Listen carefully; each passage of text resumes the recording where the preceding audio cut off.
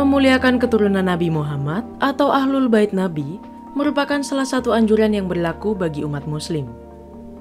Biasanya bagi seseorang yang memiliki garis keturunan Nabi atau yang biasa disebut Sayyid atau Habib di Indonesia punya hak istimewa.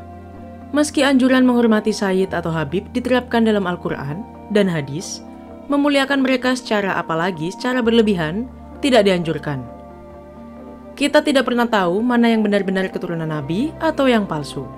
Sejauh ini di Indonesia, keturunan Nabi didokumentasikan, disertifikasi, didata, dan dinasab oleh Lembaga Rabita Alawiyah di Jakarta. Sertifikasi ini adalah cara sahih untuk menunjukkan seseorang benar-benar keturunan Nabi berdasarkan silsilahnya. Akan tetapi, praktik jual beli gelar Sayyid ini marak di Indonesia hari ini. Tidak hanya di Indonesia, jauh sebelumnya Kekaisaran Ottoman telah melakukan sertifikasi pada mereka yang mengklaim keturunan Nabi pada abad ke-16. Rupanya dari sertifikasi keturunan Nabi atau Sayyidisasi di Kekaisaran Ottoman diduga ada banyak kecurangan. Praktik Sayyidisasi semasa Kekaisaran Ottoman dilakukan untuk tujuan politik, karena gelar ini punya banyak keuntungan dalam tatanan sosial. Pendaftaran dilakukan di lembaga yang disebut Naqibul Ashraf. Dalam beberapa latar belakang sejarah, bagaimanapun keturunan Muhammad diasumsikan lebih penting sehingga banyak orang, rakyat jelata dan penguasa, sama-sama mengaku sebagai keturunan darinya. Terang Hulia Chan Bakal, sejarawan berfokus pada Kekaisaran Ottoman dan hukum Timur Tengah. Pendaftaran menjadi Sayyid paling besar terjadi selama abad ke-15 dan 16. Hal ini disebabkan di Kekaisaran Ottoman, maraknya diskriminasi terhadap etnis, suku, dan agama di bawah pemerintahan. Siapapun bisa mendaftarkan dirinya sebagai Sayyid. Bahkan orang Eropa Timur non-Muslim juga diketahui pernah tercatat sebagai Sayyid, berdasarkan proses pencatatan Naqibul Ashraf.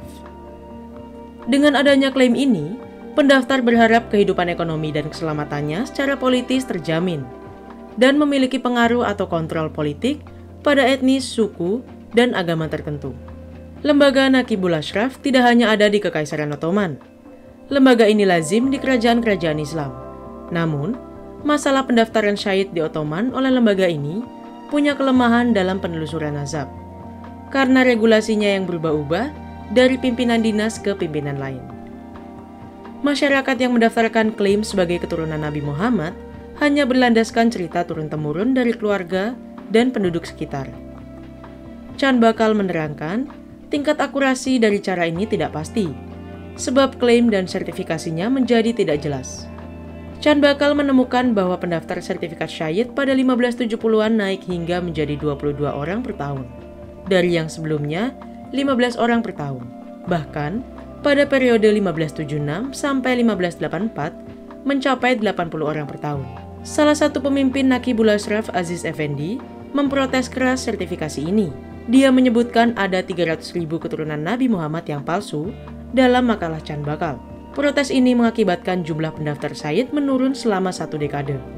Selanjutnya, angkanya meningkat tajam hingga 176 orang per tahun, sekitar 1648. Kembalinya klaim yang marak ini diduga karena pembaruan hak yang dilakukan saat Sultan Mehmed keempat naik tahta. Chan Bakal juga menyebutkan bahwa setelah pendataan di bawah inspeksi Naqibul Ashraf Osman Effendi pada 1695, hampir tidak ditemukan catatan sertifikasi. Kegiatan sertifikasi juga hampir berhenti total pada abad ke-17 di pusat pemerintahan Ottoman. Diperkirakan pencatatan itu lebih menyebar di daerah-daerah Kekaisaran Ottoman seperti Anatolia, Suriah, Irak, Mekah, Madinah, dan Yaman.